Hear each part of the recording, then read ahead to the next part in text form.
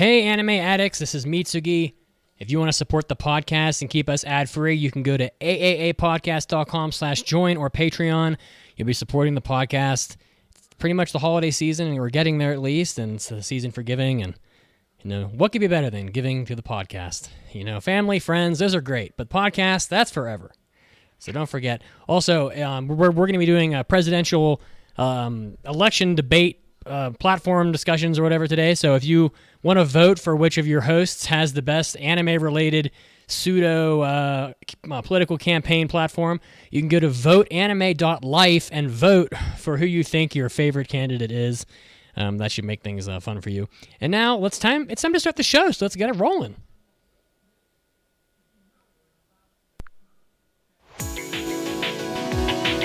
Get ready!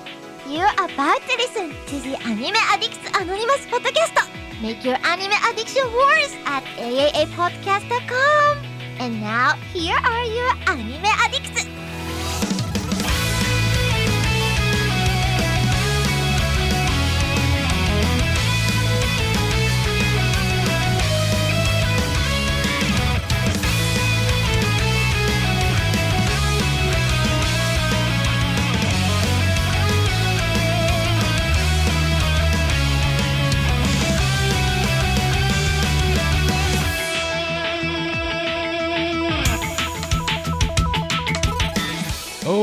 Welcome into the 651st episode of the Anime Addicts Anonymous podcast, where our sole mission is to make your anime addiction worse.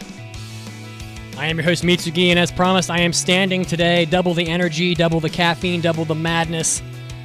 Hold on to your nuts. It's going to be wild. And with me, of course, is Caroline. She's hanging in. She's Hi. Looking ready to fuck shit up. Caroline, how you doing? Yeah.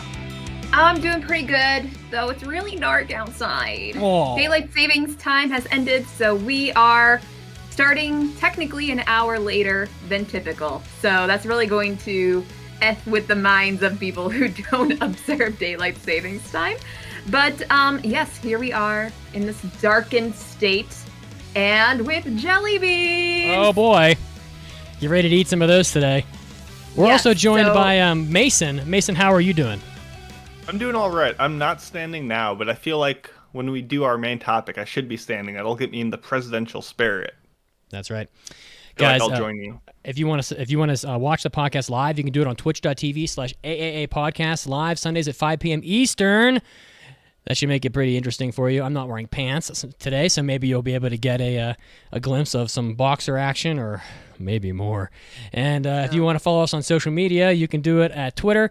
We're also on TikTok, we're on Facebook, we're on Discord. Look, Discord is where we want you. Go to the website, AAApodcast.com, go to the top, click the Discord button, boom, boom, boom. Takes about 4 seconds. You're on the Discord, you're in the action. Oh man, that makes you cool as fuck. So, what are we doing today? Today we're going to be doing our presidential promises, so that's going to be pretty fun.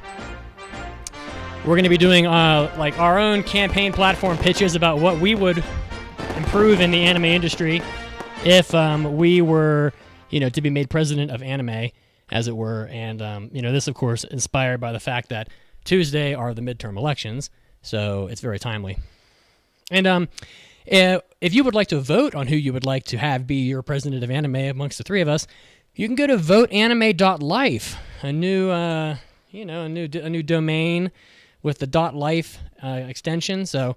And you'll be able to vote for who you want to be your president and vice president of anime. And we may keep this rolling. There may be like a weekly, thing you can vote for that's podcast related. That'll always be at VOTEANIME.life. We'll see how well we keep this up. But the idea is more engagement. You want to participate and maybe we mention next week what the result of the prior week's poll was. That might happen. So. VOTEANIME.life. You can go there right now. It's actually up at this very moment. All right, so we're also going to do 2022 Fall Impressions. We're wrapping it up, people. We got To Your Eternity Season 2. Lots of Season 2s here. We got Blue Lock, Uzaki-chan Season 2, Urusei Yatsura, Spy Family Part 2, Beast Tamer, Reincarnated as a Sword. We got everything today, guys. We are absolutely fucking packed. And Mitz is going to see Kevin Hart tonight, so probably shouldn't delay it too long. Anybody else have anything they want to say before we get this shit rolling? I just want to remind everybody about the jelly bean rules. I will eat a jelly bean when we say a name of an anime that I've never seen, food references, and lewdness. Oh, well, in that case, in the hentai episode after the show today, we're gonna have Pancake on to try to shock and awe her with some of the most horrific hentai you can imagine. I'm gonna give her a choice. One of those choices is gonna be Mr. Arashi's Amazing Freak Show. There will be others. You haven't seen that, Caroline, so I'm assuming you're gonna eat a jelly bean. And if you want to get the hentai episodes, AAApodcast.com/join our Patreon. Oh my God, just shilling. Oh yeah. Oh, got licorice. That sucks. 大ニュースです。It's time for big news of the week.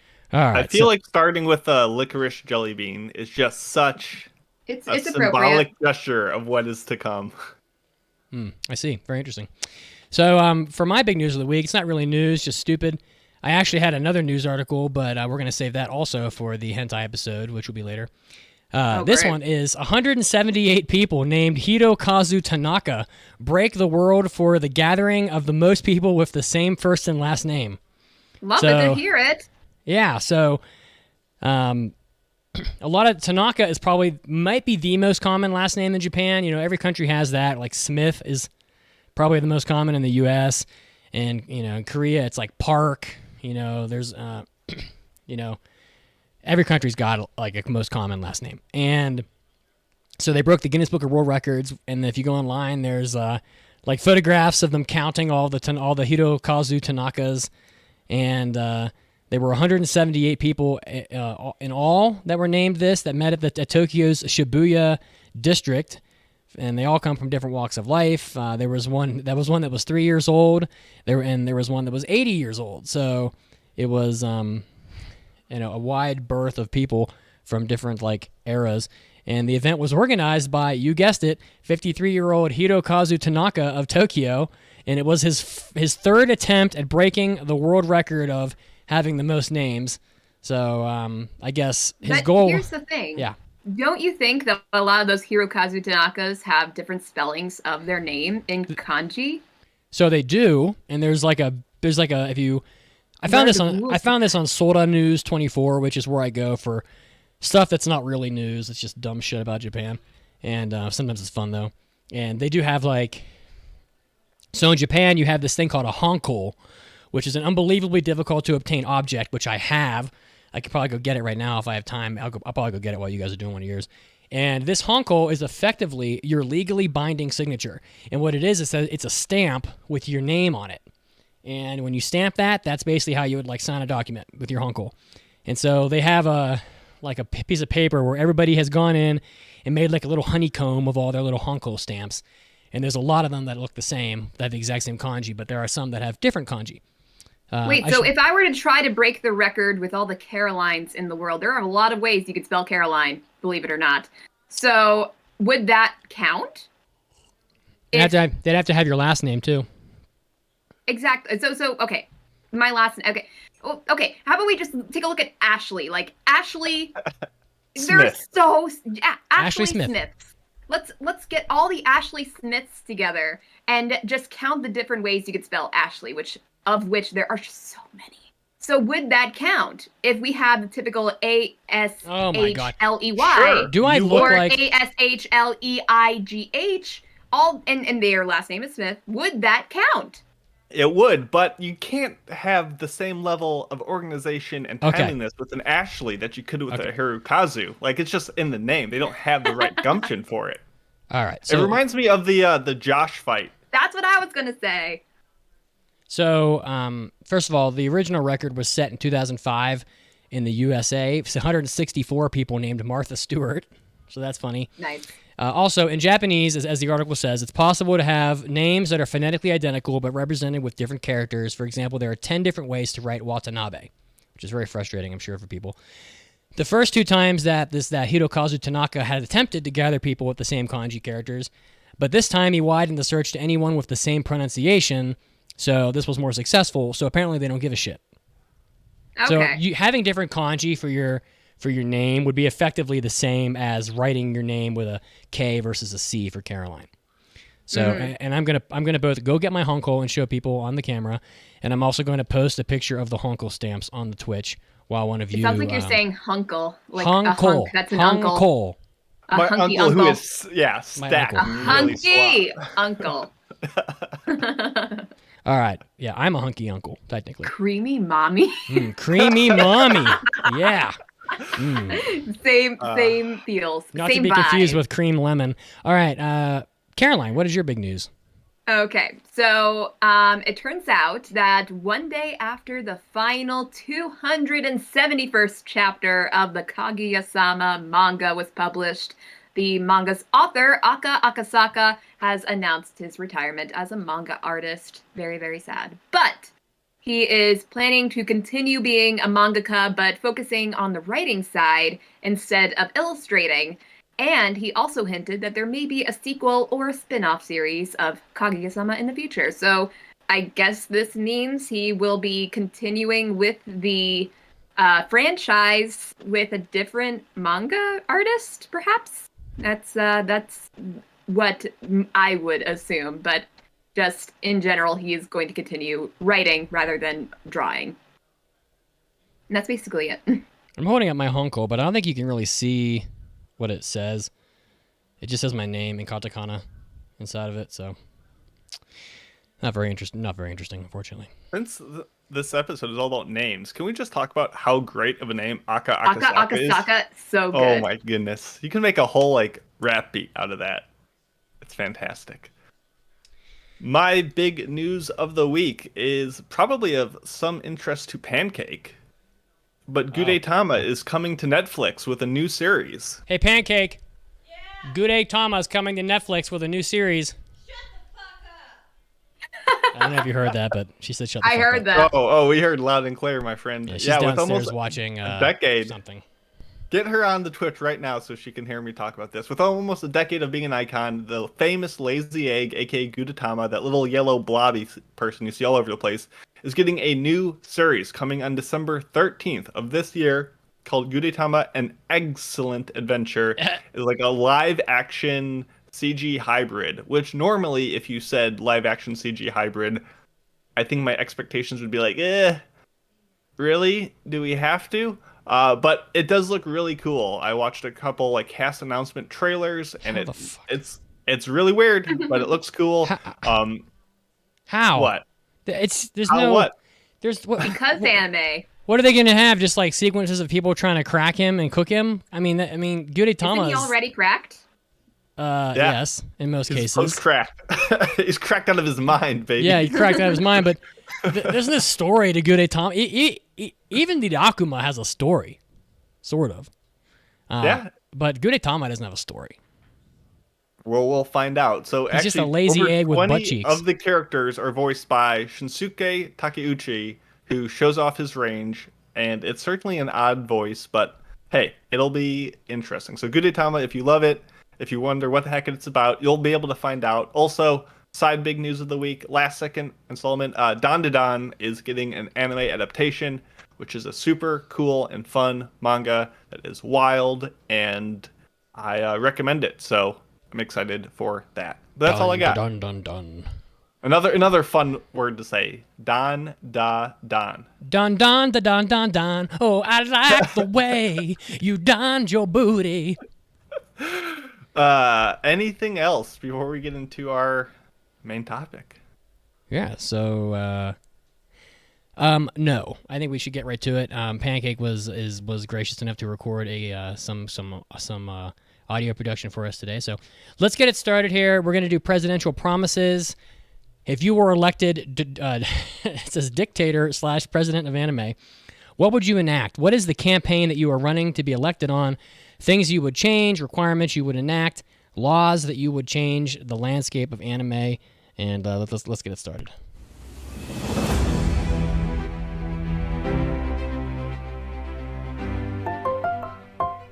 Good evening from the campus of the AAA Podcast Studios. I am Pancake of AAA TV, and I welcome you to the first of the presidential anime debates between Pope Mitsugi, Caroline, and Mason. First, our candidates will give a brief introduction followed by a few short opening comments about their political campaigns and promises. Then we will have an open roundtable discussion about the topics at hand. All campaigns have agreed to these rules. None of the discussion topics or any information has been reviewed by any of the candidates or their staff. The audience has agreed to be silent to allow full focus on the candidates and their responses. And now, here are our candidates who will briefly introduce themselves. Hi.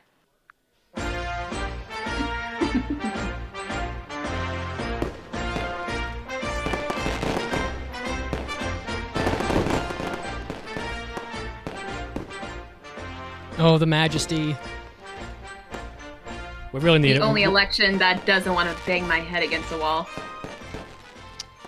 So I am Pope Mitsugi. I am here to tell you all about how I, and yes, not my my fellow candidates here, will be making anime better for you. It's all about you people. Anime is an escapism, very special experience for all of us, and we should make it as great as it possibly can be. And that's what I'm here for. I'm standing up for you, for your rights, for the rights of anime, to make anime better for us all. Literally standing. Yes, and I have no pants on, and that alone should get me some votes. Thank you. Caroline, would you like to go next? That's it? Or are we just brief introduction? Briefly, right, yeah. right. Sell yourself. Okay, hi, my name's Caroline. I hate elections with all my heart. Regardless, I do vote, but with last-minute studying. But this is something way more important than that. This requires absolutely no studying because you know exactly what you want from anime, and I feel like I am a basic B. I know what the general public needs. I'm not claiming to be an elitist. I'm not claiming to know better than everyone else. I'm claiming to know the general population's, like, what they want. And I will give it to you if you elect me as anime president. That is all. Yeah. I have seen more anime than any of these yahoos. I know what I want, and I know what you want more than you might even know yet. So you can trust in me with my far too many hours spent into this godforsaken medium. And I'm not going to promise you pie in the sky, unreasonable promises. I'm going to have very grounded, realistic things that I swear that I will deliver to you, my fellow people. So stick with me, and I'll lead you to the promised land. Okay. So we have no actual moderator. I think the way that this should probably go is that we will. I'm standing up, but the soundboard is so low. You need a standing desk. Yeah, no shit. I have one in the garage actually. I'm at one right now. Should I activate it? Oh, just rub it in. You think you're so standing desk activate? Yes. We're stacking my paper. Yes. Play croquet. We cannot see anything that's happening, Mason. You are acting out of context. I can see the background. Oh, it's moving now. Yeah. All right. Hey. So the way I'm going to work with this, I'm going to present. I'll lead by example. I'm going to present a campaign platform idea, and then we will discuss it. Okay. Because this is a pseudo debate. We're not really debating. Next week is Around the Horn, which is real debating. This is a sort of a pseudo fun debate that's timely, but won't make you want to bash your head against the wall until a Gudetama comes out. Yeah. So, better quality anime is the first thing I want to stand on in my campaign, and there's a couple way that we're going to do this. The first is that I, as president of anime, will work together with Netflix and or Crunchyroll to offer an additional tier of subscription service for an additional cost that will be used to fund anime at a higher level of production quality that will only be available to the people that subscribe. So for example, Crunchyroll is like $8, right? You will pay $15 instead of $8, and then the 1 million people, or whatever, however many, that pay the extra $7 per month will effectively have their millions and millions and millions of combined dollars going to fund, we'll say, 4 or 5 anime per season that will look look Makoto Shinkai movie quality because they've had tens of millions of dollars dumped into them, and only the people that subscribe will be able to watch those. So that's a way for you to fund the anime industry yourself. Put your dollars where your desires are, and you will get an additional. You'll get anime that is just on a level that is far beyond the normal lip flaps and still backgrounds that we get from anime nowadays. Also, higher pay for animators. It's pretty clear in the anime industry. We've heard it time and again. Turnover rate in the anime industry for animators is so high that they're constantly actually having to try to fix and rework the work that incompetent animators do by the animators that actually know what the hell they're doing. So the key animators, the ones that are experienced, are spending so much time fixing the garbage work from the animators that have no experience that anime just suffers in quality. And there's one really great way to make animators stick around and learn and become key animators themselves, and teach their subordinates how to do things the right way and have them develop their skills over time. And that is to not have them leave the jobs that they're in. And a great way to do that would be to, you guessed it, pay them a little more money. And who knows, maybe even we can work it out so that the new subscription model from Netflix or Crunchyroll could be used to help support that additional overhead. What do you guys think about that? Do you have any? You're off your rocker. Would you like to respond? In the membrane. Yeah, I have to a respond? question. Go ahead first, Caroline, and then I'll tear this Okay. man down. So you are suggesting we have an extra tier to pay for on streaming services to get actually decent anime, when anybody who has had a 5-minute conversation with you would know you despise streaming services and their penny pinching ways. Tell me how this goes with your general distaste for streaming services. That's and great. history of just underpaying things so we can have the lowest cost anime. Why would we pay for voice actors when I can have people do it for free? Who cares if they're any good? Well, see, I can do voice acting for free, but in my Would opinion, you be good at it? have you listened to dubs? You're not an actor. Listen, I listened to the Beast Tamer dub, and it was about as bad as anything that a middle school team of people could probably put together. It is not going to get any better if you say anybody can do this. Well, These people that are not the best. It's not going to get any better if you don't pay them, Mitsuki. It's really unfortunate that my other candidates don't actually do their homework before coming to these debates. Otherwise, you would know that the number 2 item on my agenda is to work with the streaming services to create a collaboration between these streaming services to offer you an umbrella or a quote one subscription for all viewing fee that would allow you to watch all anime across the 374 platforms that they exist under, therefore effectively making you pay cable prices again. Oh, but for one cost. This man just wants monopolies. You asked a question, and I answered the question. I don't see how this You answers did, just the with a question. terrible answer. We'll let Mason, the voters decide What how were you gonna terrible say? that is. This man is already going against a proven history of his track record, and I think his flip-flopping nature will speak to itself.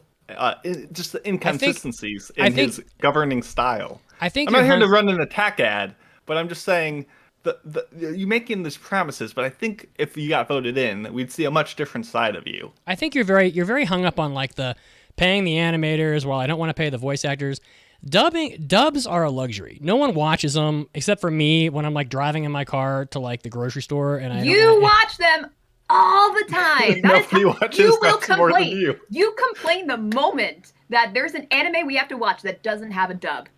I mean, I worked 73 hours last week, so We know this. So I will watch anime wherever I can, including on the toilet dubbed, while I'm working dubbed, or anything else dubbed. But I do not. You can't claim that nobody watches when you watch them all the time. But I, in fact, do not represent the majority of anime viewers. So what I would ask is, since you all are so up in arms about the low pay for animators to the extent that the low pay for voice actors, to the extent that you don't want me to pay more to animators, I would assume both of you have canceled your Crunchyroll subscriptions because you're so outraged by the low pay. Yes? Of course, I don't have Crunchyroll. I don't believe you. I don't. How about you, Caroline? Do you have Crunchyroll? I still have Crunchyroll. Do you pirate everything, Mason? Not everything. Well, Crunchyroll started as a pirate site. I could only assume that Crunchyroll. I could only assume that Caroline and all the people on the Discord that didn't like what I said about not paying the voice actors a lot of money, they must have all canceled their Crunchyroll subscriptions. Oh wait, they didn't, because no one gives a fuck, because no one watches dubs. They're a luxury, they don't matter, but it's pretty hard to have anime without someone to draw it. Okay, let's call all the dubbing companies. President Mitsuki says you're unnecessary, so let's direct those funds to somewhere else. Let's move to Caroline's no more dubs. No more dubs. Let's move to Caroline's first campaign platform. Okay. My first thing on my list that I would demand from the industry is that all anime must be made available on streaming services after a reasonable amount of time, i.e., at the very least, within the week of the live broadcast concluding. So this would mean if you own an anime, you're going to put it on your streaming services. Damn it, you're going to put it on that streaming service and not several months to indefinitely later. So you're referring to like Disney Jail or Netflix Jail? Okay. Specifically Disney Jail, because at least with Netflix Jail, most of them have come out within a very long time, but they've come out. But when I want to watch summertime rendering, and it has been done for weeks, for over a month at least now, and there's still no release date even announced, that is just ridiculous. I will not stand for it. You must make the anime available within a reasonable amount of time after it finishes. If not, simulcast. I agree. In fact, I would like Disney Plus to just flat out fuck off. They already have their own animation. Why do they need anime? Why do you want me to pay another $12 to watch one show when you already asked me to do that for High Dive? Go fuck yourself, Disney. And fuck yourself, High Dive. If you're not going to release it, do not have it. You don't deserve it. Yeah, you expect me to pay extra money to watch the one show, and then you're gonna withhold it? Fuck you. That's fucked up. So I agree. What a fine statement by a fine candidate. Thank you. It's trying to curry favor again. I love it. Do you say Caroline for president?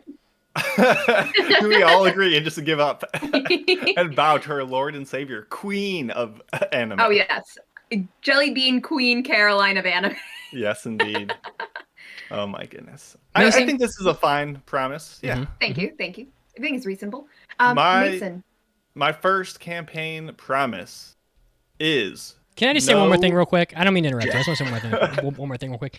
It was a fine campaign promise by Caroline, but it doesn't really have any balls. Like, everybody agrees with that. Everybody agrees with it. You know, it doesn't come. You're not bringing any heat. The person in charge should be doing what the people want. There's no caliente. There's no caliente. Of ruling. I don't need to be spicy. I just need to be fair. Well, practicality wins elections. What you should say is that I don't need to be spicy. I just need to be sweet, like a jelly bean. Oh, well, you should have eaten that one. It would have gotten the licorice taste out of your mouth. All right. Sorry, Mason. No, it's all quite right. My first campaign promise is no more post-credit scenes after a standard ending song. I can count so many times that we get the same generic ending, the last minute and a half of credits, and then there's a little bit of the show at the very end before the previews that may or may not be like necessary to the plot. And it's very easy in today's streaming economy to just blast through and skip it. And I think that's a sin. And I think there's a lot of people out here saying, oh, you should watch the ED every time. You're not wrong completely, but damn, is that not super duper annoying? And I get it. If you want to have a post-credit scene, you can. You just have to have that ending indicate as such by being a continuation of the show or something to notify the viewer, hey, there's more at the end. I get that it makes a nice thematic moment sometimes, but it really grinds my gears, and we will eliminate that. But how are you going to get this done, Mason? Are you going to go and berate all the anime studios individually and tell them how badly they suck? No, it'll just be the norm, and it will be when it goes to production, when it comes to the TV airing schedule, they will screen it and make sure, hey, if this is how you want to do it, that just gets cut off, and you miss that. And it will be an established fact of how shows are run. But do you think it adds like a little bit of unexpected sweetness to a show? I Don't you don't think disagree. like oh wow, there's more? It has a nice moment to it, but I think so many people miss them nowadays that it's a forsaken. And I just want more people to enjoy more of the anime they love, and that's what's at the heart of my campaign. It's pretentious bullshit. Even Beast Tamer, which is the most frivolous show ever, had that fucking after credits crap that I probably would never have watched if I hadn't been like on my phone fucking around while the ending credits were playing. Never would have seen that. In fact, if this was on Netflix, you never would see it because Netflix would, because let's face it, they have the best app by a mile. They would skip the ending for you because no one gives a fuck. So no one has time for that shit. So I don't know, it's stupid. It's a pretentious crap. It's just like how anime that have an episode 0 are fucking pretentious, or anime that have like a 90-minute first episode, which every Fate show had to have because they want you to have your thumb so far up Fate's ass. It's all a bunch of stupid shit. Anything else, Caroline? I'm eating jelly beans, sorry. We're going. If I am made president of anime, we're going to give the big middle finger to all this fragmented streaming shit. You know, a long time ago, speaking from experience, when I was a young warthog, I canceled cable because I said, this is shit. I got 100 fucking channels. I watch about 4 of them, and I'm paying $100 a month for cable, and it's ridiculous. It's a waste of money, and it sucks. And in fact, a lot of the times, when you get cable and internet, they bundle that shit together, and you pay like $120 or something. I don't know. My internet's like $65, and then they add a little more for the TV. Well, you cancel the TV, they still only drop your bill to like $65 or whatever. And I do have a little bit faster internet because of the podcast. But now, if you were like me and you canceled cable because you cut the cord, so to speak, which I assume any reasonable human that's not like 75 years old has done that already, because I don't know why you'd want to pay, $2,000 a year more than you should be paying for shit. Now you've got 7 streaming services for anime, 400 of there's like 7,000 streaming services now. And the minute you subscribe to like about 7 of them, guess what? You're paying for cable all over again. It's actually worse than cable. If you wanted to now you're paying for the same shit on different streaming services. If you go on Netflix, it's gonna have the same crap that's on HBO, same movies that are on Amazon Prime, same movies that are on Peacock. You're paying for the same shit in the same places, the same anime on Crunchyroll that are on, that are on other services like High Dive. Well, that's fucking bullshit because you're paying for the same thing twice just because High Dive goes, I'm going to pay, $10,000 to have the rights to some anime that no one cares about. And then the 5 people that do care will pay for High Dive. And then Disney grabs a bunch of them and they fuck you over.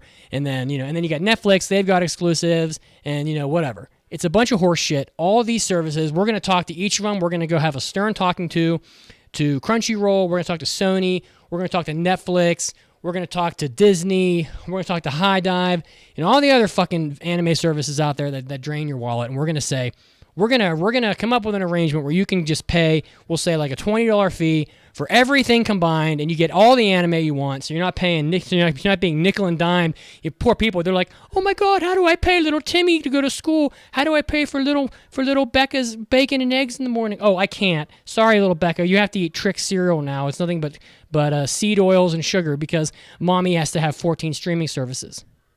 We're going to take care of all that shit so you can have a good family life for you and your kids. And then you can sit down and watch Ninja Scroll with your kids later. Do we need to have a timer to make sure we don't go on? Yeah, maybe. Yeah, let's say a minute for making a point and a minute for I think a minute. Let's do a little more than a minute, I feel like. I think if you have a good... Well, let's give it a shot. But I think you can elaborate a good point in a minute. Sure. When you're rolling, you're just rolling, baby. Okay? That's true. I don't think anyone disagrees with you, Mitz. But I think you're leaning towards monopoly. I think your too impractical pie in the sky dreams will never come to pass. It's not a monopoly. It's a profit sharing. All these different companies, they get a cut of that single payment amount that goes to each of their different services. If you only want to pay for Disney, you can just pay for Disney. I'm just trying to find a way to get Timmy his bacon and eggs in the morning. Oh, poor Timmy. He's very sad. All right, so shall I continue? I think you shall. Of course. Okay. The second thing on my campaign list is that there will be no more bad fan service. Notice how I say bad, because fan service has its place. It can be good. It can make sense. And it can actually elevate a show when it's done well, but when it's not, it is just unfunny and lazy writing. So no more random boob grabs, panty shots, harassment just because they don't know how else to market their show. If you're gonna have it in your show, it has to be purposeful. Like, for example, summertime rendering. There is a panty shot, and it is a little strange when you first see it, but it has a reason to be there. So Sort yes, of. yes, but there is a reason. There is a reason eventually, but it's not a very good one. I am not saying no more fan service. There can be fan service. There can be ecchi harem shows all day long. But if there's going to be fan service, make the girls cute. Don't have these massive triple G bazungas that don't exist and have them be on a 12-year-old body. That is what I'm saying. Make the girls hot. Make the fan service reasonable. And we can all have a great time with higher quality sexy anime.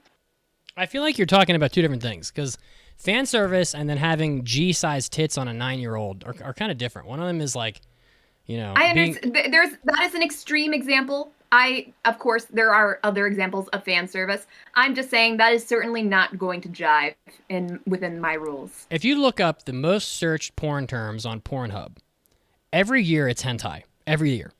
Are you concerned that you're alienating about 80% of the anime audience that would like a little mokuri in their shows? They can have hentai. Hentai is for the taking, but not in standard anime. I see. What do you think? Mason? I think your head's in the right place, but your heart is not. You're policing too much the content, and I think as president, we need to allow what is happening on a creative level to flow naturally, and trying to limit this. And I think it's too hard to define the line of where bad fan service is and good fan service begins. And I think you can't, as much as I don't like it either, I think you have to let it happen. Otherwise, you get people too scared to push the envelope and push the bra straps as people want. So I don't disagree, but it's not a campaign promise that I would back up myself. I was going to say, who decides what isn't acceptable ecchi? Is it you? Is it me? No, it's not me. But if we make it clear that we want higher quality fan service, then I think they'll understand the point. If we make and appoint Mason as the associate director of fan service content patrol, I would be okay with that. No, I'm gunning for the top spot, my dear. But maybe if I lose, I'll gladly kneel at your side for the the position of that. I feel like I've definitely lost votes with that one. That's okay. You're being true to yourself, and that's what's most important. Well, Mitsuki did say spicy. Yeah, I think that's spicy. As hot as it comes. My second campaign promise. Mitz is talking about, we'll get people paid more and make it cost less for you, but it's very nebulous ways of doing so. Here's my very real way of getting money back into the anime industry, and it's a very simple one. It just is a slight hit on people who choose to make a certain kind of show. So, all anime titles that contain the words isekai or tensei or contain more than 7 words total must pay an additional 5% tax on all their earnings. These are all the biggest, most blockbuster MMO shows around, all these reincarnation isekai shows, and they're all the moneymakers. So we just need to take a little bit from those people at the top and have that come to the industry, and the core people will benefit greatly. So we're not taking it from all shows, just the ones that are already a cash grab. We're just grabbing a bit more of their cash. So we're going to redistribute their wealth a bit, and we'll all be golden. This feels a little bit like anime discrimination. I sense that you don't like isekai shows. I don't mind isekai shows. They're perfectly fine, but they're making so much more capital than they need that we need to consider the harmful impact of the creative impact of all of these studios going for these types of shows, and just the fact that they're kind of, they're financially doing well, but they're morally and ethically bankrupt because they're doing nothing new with this industry. So we're just going to say, hey, you can still make these shows, but it'll cost you a bit. And that's where we're going to get the funding to help improve the industry. Why don't you just go after the genre? I mean, if you just say they can't say Isekai Tensei or have a long title, they're just going to name the titles differently. I think then they should. Yeah, exactly. The whole point is about the titles itself, not exactly about the content. Sounds like a discrimination and a smothering of freedom of expression. Oh, it like absolutely is. This is a regime of absolute. What is this, North Korea? This is the best anime regime you'll ever see, and sometimes you need to accept what it takes to get there. All right. You have a retort, Caroline? No, I don't think so. Okay. In that case, back to the Pope. Everybody gets a harem. How's that for a campaign promise? We will provide additional funding for VR/AR that will drive you a couple steps closer to having your own personal anime harem. Cat girls, regular girls, assorted girls, even reverse harems. Everybody gets a harem. Everybody. So can't leave out the ladies. Everybody gets a reverse women can get harem. involved. Whoa. Slide those glasses on. No more gazing at harems that someone else possesses on a TV screen. No more of your this might go along with what you just tried to do, Mason. You might actually appreciate this. No more gazing at the isekai harem. Oh, I wish I had 14 cat girls in my harem. You will no longer have to watch isekai anime for this. You will merely slip your glasses on, your AR glasses, and you will have your cat girl harem in your kitchen while you cook dinner. Where will you find the funding? You'll look crazy as fuck talking to yourself, but little Nyanko or whatever the fuck her name is sitting on the counter next to the sink might just comment about how great your cooking is while you're flipping those burgers or whatever. Mitz, I accused you earlier of these pie-in-the-sky promises, and I'm sorry, I take that back. I didn't know you were also promising pie-in-the-bedroom promises, which is a whole nother issue that we can get into. Cream pie. Many of them. Bean. I'm just saying, I'm not saying. That's the joke. And to be clear, I'm not saying that I can get us there in like one term, because we're pretty far away from this technologically, but I will, over time, push the funding necessary to bring us closer and closer to try to make this a reality for the millions of anime fans that deserve it and have been dedicating their lives to watching other people's harems. It's time for you to get your own harem. Cream pies for everybody. I have no agreement and no argument at the same time. Caroline? You said that you'll find funding. Where will you find the funding? Is this the One Piece? The One Piece? Yes. Well, as we know, we will never harem. We will never find the One Piece, because if they do, the show will end, and then so we must continue to search for the One Piece forever. So. Yes, but answer the question: where will you find the funding? You could fund it through. If you are also promising upping the salaries of animators, where is this money coming from, Mitsuki? It could come through a profit sharing from streaming services. It could come from. There's a lot of places that people would be willing to get funding from. You could even pay into it. For once, people actually get to decide what they pay taxes on. Maybe you can opt in to something like that would allow you to actually pay taxes for the things you care about. And he sounds like every person who submits a Shark Tank to this mailbag. Financial will come from merchandise and sales of figures and people spending money. There's no need to try to crush people's hopes and dreams about their cat girl and reverse harems before we even start down the path. Okay. If we're going to get all hell bent on how I'm going to police the bad fan service in anime, we can be specific about how you're going to fund full-on VR software for all anime fans wanting to have. I don't think it'd be that expensive. A lot of companies are already funding it. I would just say that you're going to get a lot more campaign votes with mokuris as opposed to blue balls. So Mitz is not I'm offering Mitz is not about the software. He's about the hardware, if you know what I mean. Yeah, the hard wood. Okay, that we're going to lay. I think we can move on. I've been trying to. I'll be Caroline. getting to this later. Okay, so with the jelly bean on the sidelines for later, my third campaign promise is that recap and flashback sequences cannot take up more than a collective 1 minute in an episode of anime. I feel like shonen anime in particular have gotten way too comfortable with wasting episode time showing us things that we have already seen. Sometimes we have already seen these things within the last 5 minutes, and then they'll give a flashback to that moment. So it's my promise that including any recap sequences within an episode and the flashback scenes, it will not take up more than a minute of your time. And side note, with whole recap episodes, they shall not take the place of an actual episode within your watching time. If 1 week a recap episode comes out, so will a typical episode of anime, and I promise that.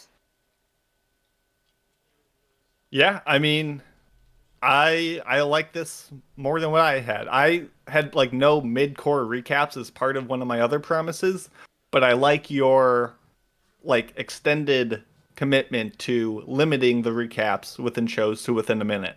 I see the reason I for like recaps. And maybe it's because they have really bad organization with time.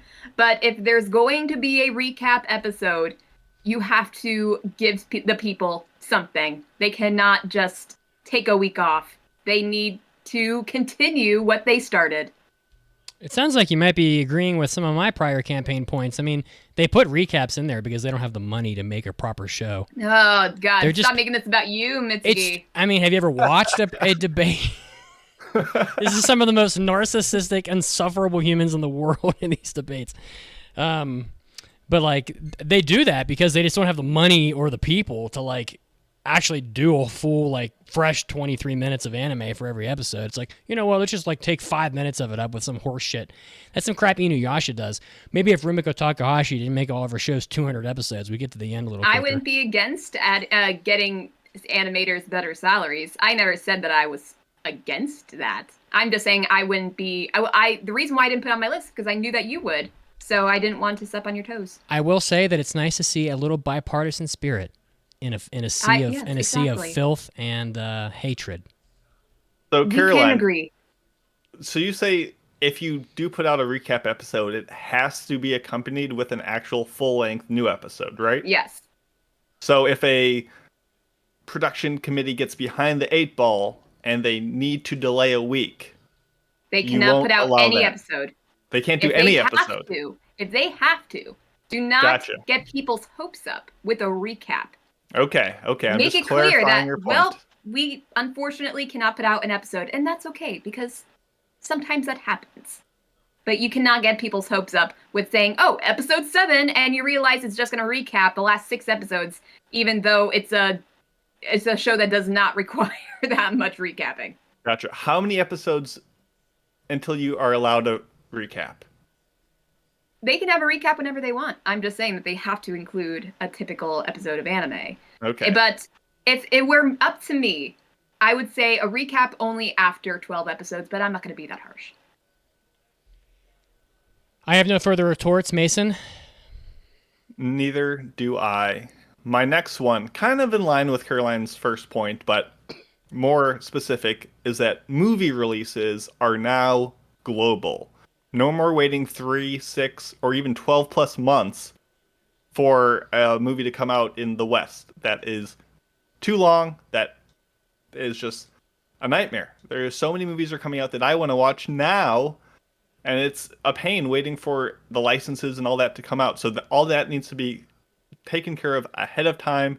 So as a global community of anime lovers, we can all enjoy at the same time the newness and goodness. And I think that will go a long way in really fusing together the East and West to become a global community of loving anime fans. Well, you have no That's it. argument here. Yeah. No disagreements. Okay. I'm going to put my glasses on because this next one is some big brain shit, Wow. and I want to look smart while I do it.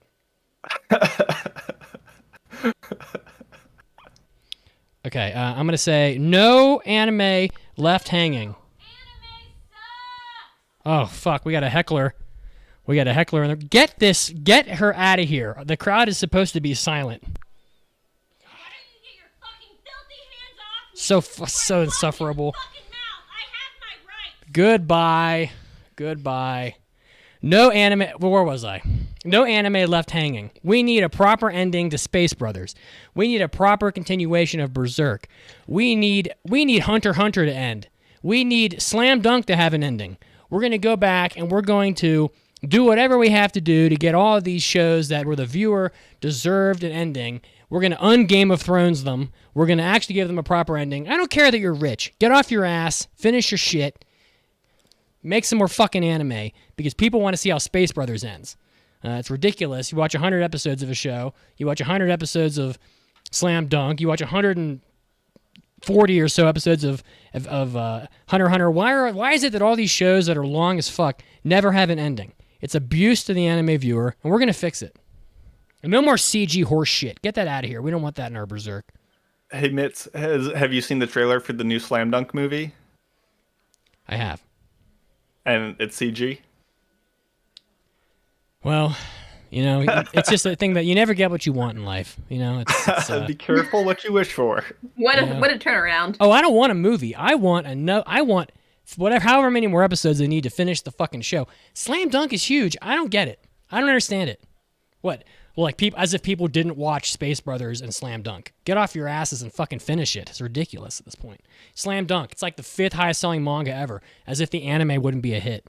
Come on, you're killing me with this. Any retorts? No retorts. I also enjoy endings to my anime. As do I, but a lot of what you've listed here between Space Brothers, Hunter x Hunter, Berserk, it's about the journey, and you can appreciate and visualize where all those characters are going. Yeah, I'd love for them to continue, but, there's manga out there, kind of. Everybody They're still ongoing. Everybody loves a D&D campaign that you sink like 8 months into, and then everyone decides they don't care anymore. That's life, baby. Ugh, it's disappointing. Art imitates life.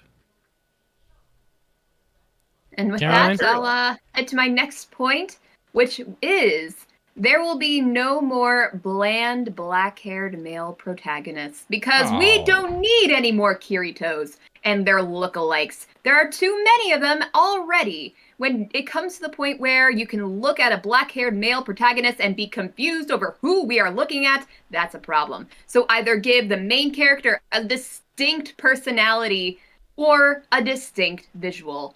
Or have them not be the main character. Because you cannot be bland in both and carry a show.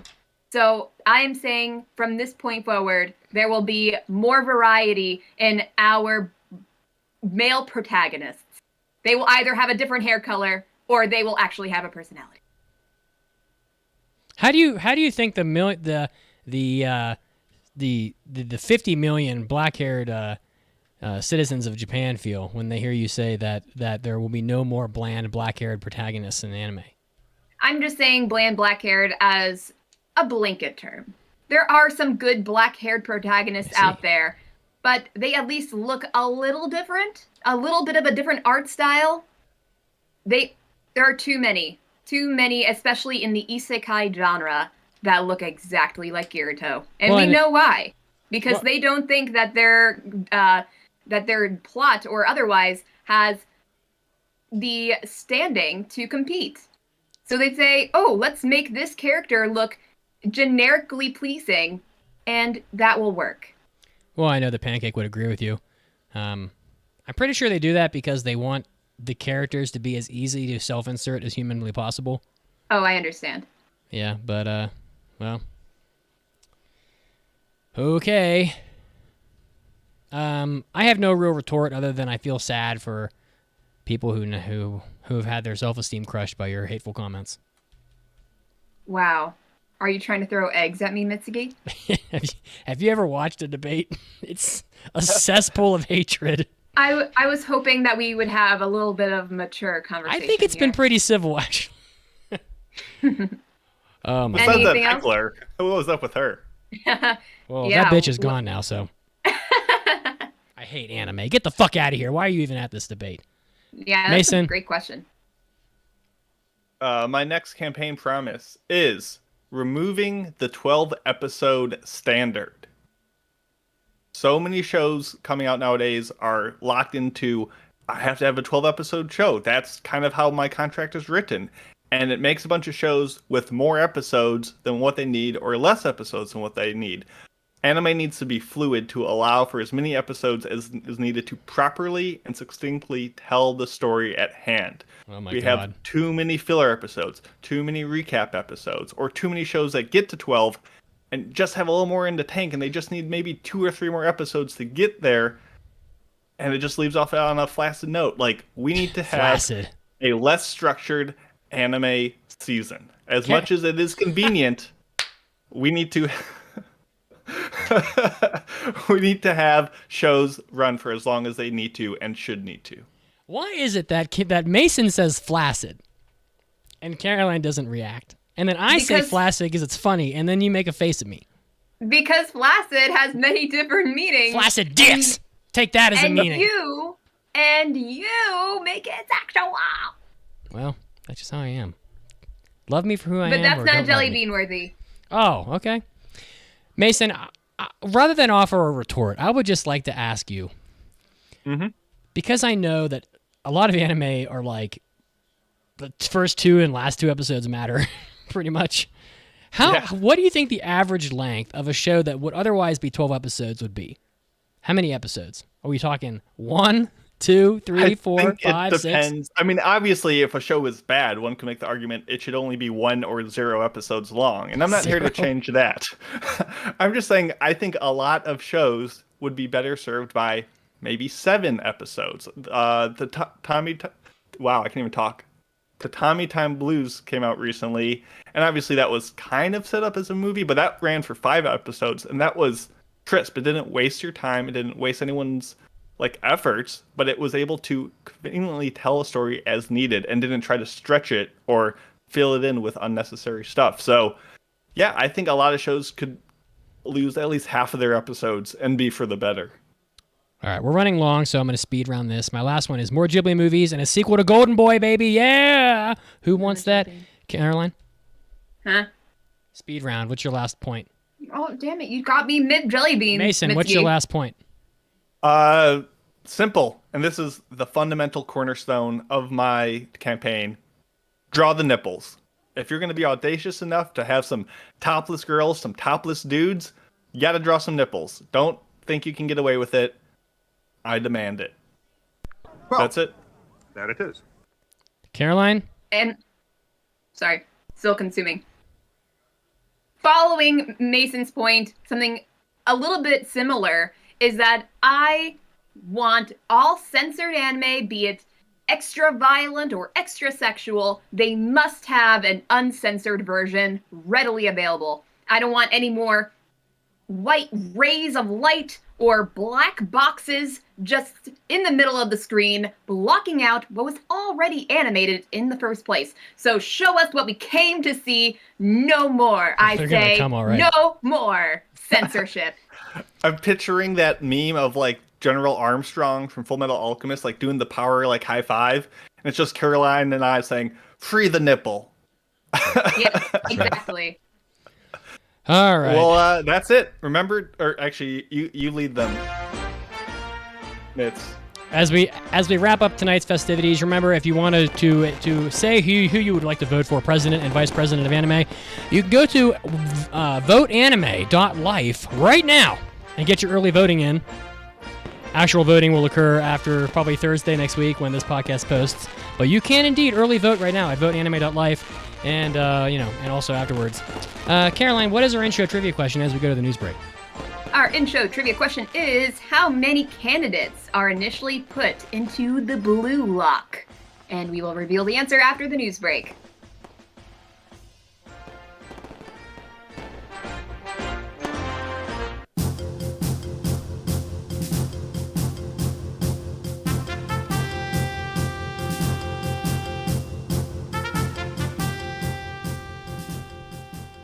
Hey, Anime Addicts, Mitsugi's here, and I'm bringing you your anime news break, starting off with 2 new anime adaptation announcements that are getting a little more than average talk online. First, the My Daughter Left the Nest and Returned as an S-Ranked Adventurer, you guessed it, a light novel adaptation with an excessively long Japanese title that I won't even try to read. The author, Moji Kakiya, began writing this fantasy light novel back in 2017, and Earthstar Entertainment released the 12th and final volume in November of 2021, so this does appear to be finished. It's about an adventurer named Belgrieve who finds out that life isn't always as great as you think it's going to be when he loses some of his limbs while adventuring and just doesn't seem to be able to become an S-ranked adventurer like he wanted to. However, his daughter sets out on her own, Angeline, and grows up to be a top-tier adventurer in her own right, which is kind of a cute story of father and daughter, I guess. The studio is not listed yet for this anime adaptation, but we will have to see later on. I imagine it'll come out next year. Next up, the anime A Bouquet for an Ugly Girl is getting an anime adaptation announcement. This began serializing in Young Ace magazine in 2016.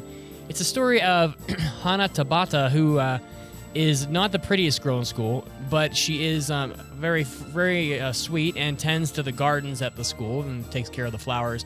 One day, she runs into a boy, Yosuke Ueno, who is known for being handsome and very kind, and he takes an interest in her. So obviously a romance is blooming, much like her flowers.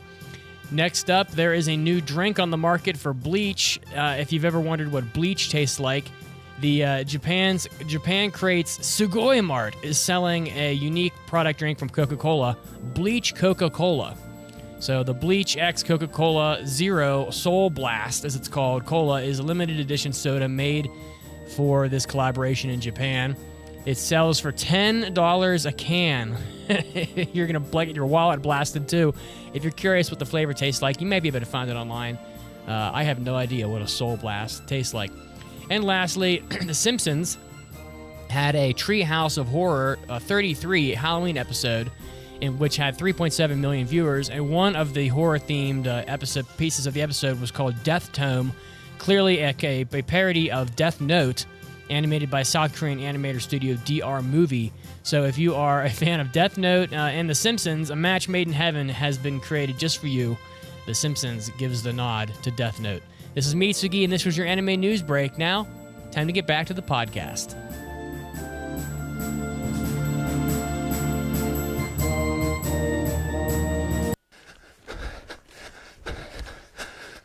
Here you are, jogging. Beautiful weather indeed, and you're looking good too, I might add. The blood is pumping, and so are these AAA podcast vibes. Mitsugi, I want to take my balls out and lube up your head. That is until your favorite podcast ends. Now you'll be left with no choice but to listen to the placid magnificence of nature. But you're a stink meaner, and you think nature can go get fucked. Man, this some old bullshit. If only you had the AAA Podcast's extra content, you wouldn't be forced to enjoy nature at all. We'd carry you all the way through the rest of your jog with our hentai episodes, our hobby addicts, and our after parties, over 900 additional episodes of content. You think jogging gets your blood pumping? Just wait till you listen to some hentai episodes. And you'll be helping out the podcast as well. Plus, your grumpy ass won't be chasing birds anymore. Shut up, you noisy little shit. Don't be grumpy. Head over to AAApodcast.com/join or Patreon.com today and help out the podcast. Again, that's AAApodcast.com/join or Patreon.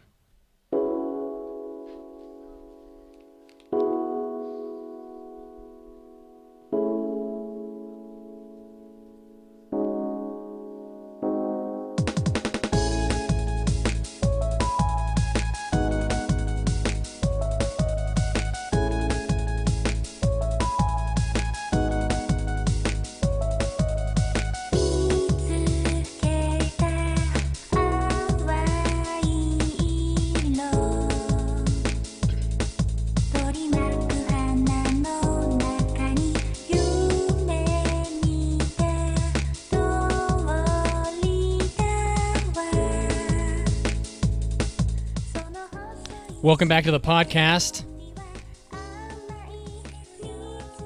How many candidates are initially put in the blue lock? That was your trivia question. The answer is 300. Sanbyaku. There you go. You learned a Japanese word, too. How you like that? All right.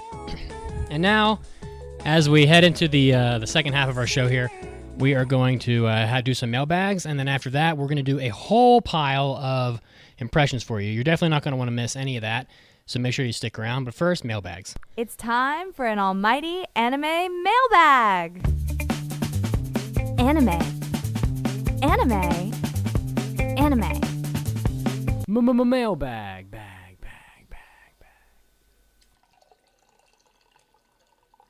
Oh, it's my turn. You can submit a mailbag at AAApodcast.com. Just click the mailbag button and you can send us any question you like. We mean any question you like, because here we have one by Crazy Monkey who says, "Howdy, I'm currently watching old episodes, making my way back to the new episodes, and I want to say keep up the good work. If the podcast was a kid, they would be in middle school. Thank you.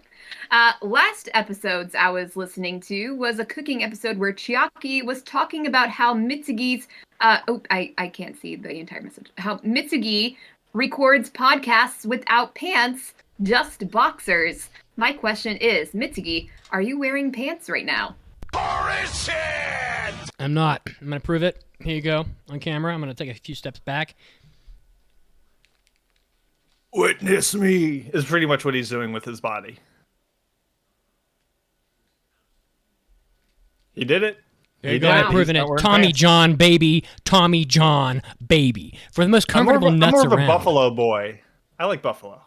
Whatever you like, it's fine, but I'm not wearing pants. So there you go. Things haven't changed very much. And let's be honest, when you get home from work, a long, hard day at work, you're so tired. Nobody wants to wear any fucking pants. For sure. That's like the first thing that happens. Rip those fuckers off. What about chafing? Chafing? Chafing. Sometimes people chafe. These are boxer briefs, baby. Tommy John don't allow no chafing. What? I'm not wearing boxer briefs, Mitsugi. I'm not wearing those. I should know about chafing because, as proven by that quadricep photo, I have some fucking thigh rub problems. I got to rub deodorant on like the inside of my thighs when I hike 14ers because I will destroy my thighs. By the way, deodorant is a great way to runners do that. They will put a little speed stick on their thighs. Yeah. All right, guys. Well, thank you indeed for all of the mailbags. If you want to leave a mailbag, you can do it over at that was the only mailbag. AAApodcast.com/join. That is not where you do mailbags. I figured this episode was going to be jam-packed, so I was like, we only have time for one mailbag. Does Mitsugi have pants? Now that the dog food stopped coming out of the thing an hour earlier than usual because it's daylight savings, thank you for your mailbag. If you would like to leave a mailbag, AAApodcast.com/mailbag. We'll get you there, and we will read your mailbags.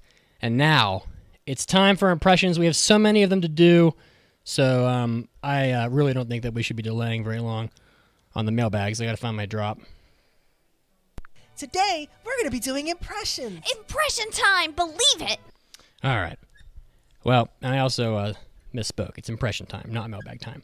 So, we are going to be passing 2 shows today. Unfortunately, we have a whole bunch more, so there's going to be a lot of fails today, but we could pass more, but that's because we don't, because we would like the listeners to be able to vote for their favorite animes as well. So after the show today, we will be posting the listener choice poll online where you will be able to vote for your favorite anime.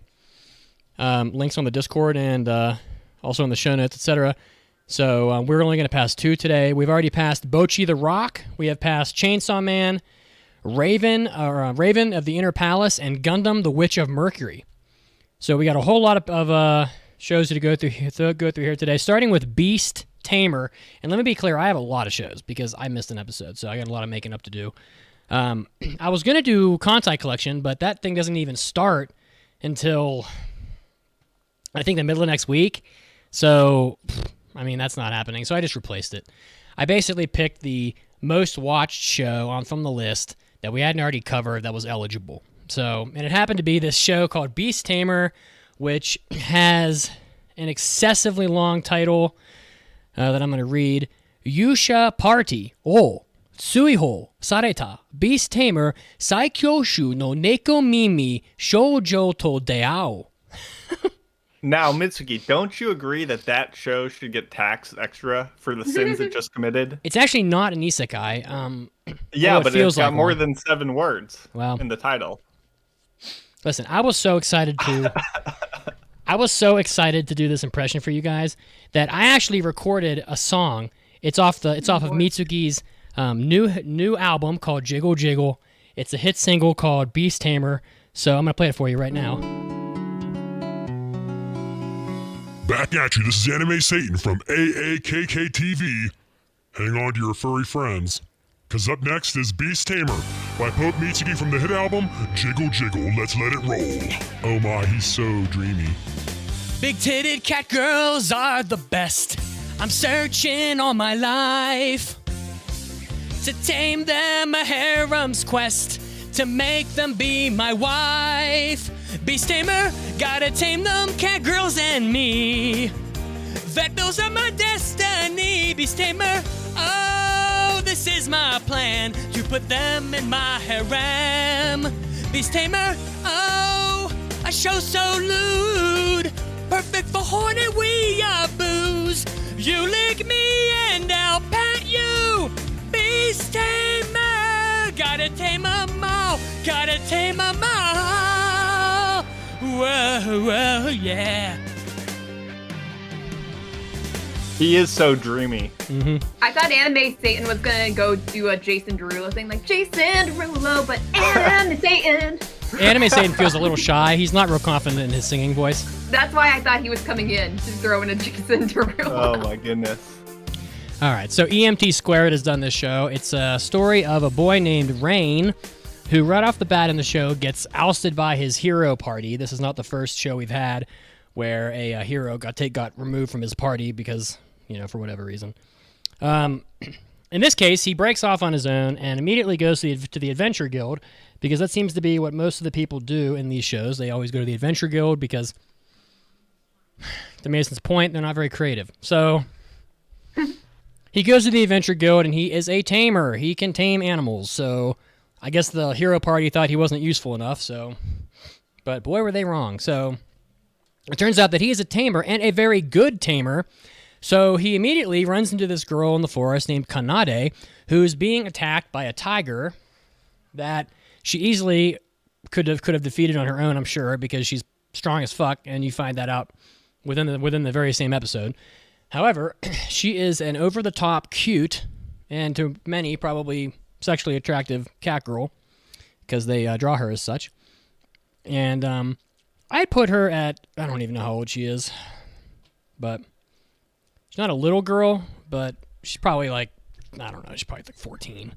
So Very youthful. very youthful, but still is drawn with the body of an adult, I would say. So as you do.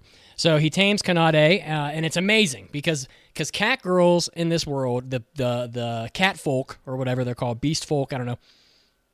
They're like amongst the legendary races that make them vastly more powerful than most races. So it's the fact that he was able to tame her is astonishing. And she gets the little thing. What does tame mean? Literally nothing. She's basically with him anyway, and then she's like, "Oh, Teehee, what if you could tame me?" And then he just like says some words, and they form like a pact that she agrees to. And then she gets a little glyph on her hand that he also has, and then they just hang out. That's pretty much what happens. She helps him, and he gets to. He possesses some of her power now because they're linked or whatever, and so he's. The cat folk don't have any magic abilities, but they're extremely athletic. So she could like jump 100 feet in the air and do a heel drop on you that would put you 10 feet below ground type of deal. And they go off and they do little cute adventures. She falls in love with him like on episode 2, and something's just happening, like he's doing something, and she just like looks at him and realizes that she's in love, and which might not be too far off of real life, I guess. And then episode 3, they go off on a quest to deal with some like person that's harassing passerbys on this bridge. Sounds like a bridge troll type of deal.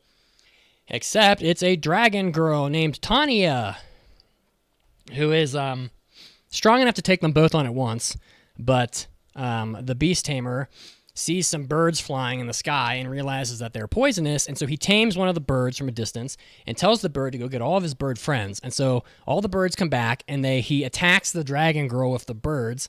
And the dragon girl's insanely hot also. And then she's poisoned, and so she gives up. And so he tames her. Again, and the dragon folk is also a legendary class. And so now he has 2 of them. You see where this is going, right? And then they go back to the... I'm taken by surprise every time. It's just, it's a twist every moment. Like this.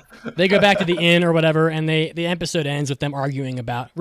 Really, the cat girl is jealous, and so she's mad and doesn't want the dragon girl to move in on her man. And the dragon girl doesn't give a shit. She just wants to go to bed and get in bed and go to sleep, but the cat girl won't get out of the bed. So they're bickering and fighting about stupid shit. And I can only assume that he'll end up with 5 or 6 of these girls because they're all in the opening. So there's going to be a few more cat girls and, etc. This show doesn't suck. It's not fucking horrible. If I had to watch it, I wouldn't kill myself, but it is very middling. I'd say the only reason to really watch it would be for Kanade, who's extremely cute and has an over-the-shoulder shirt style, which I like. However, it's not passing. It's just not, it isn't doing enough. It's not a standout of the season, and you're going to have to pass it through listener choice if you want it. That's the wrong job. How about new? There you go. So, not passing, Beast Tamer, but not horrible. It's not lewd, really, even though my hit single, Beast Tamer, says it is. It may become lewd. It's not lewd. It has some decent fight scenes. Like there's some like Dragon Ball Z type, very fast punching, and some good camera work when like the other guy will come in from behind and try to attack from behind, and they'll swing the camera, and they do some of that, but ultimately it's just going to be a harem show, so not really all that interesting. Next. All right, from Mitsugi's non-isekai harem show to my isekai harem show, I am talking about The Eminence in Shadow. So... No way! Yes, way. Okay, so this features a black-haired protagonist, as always.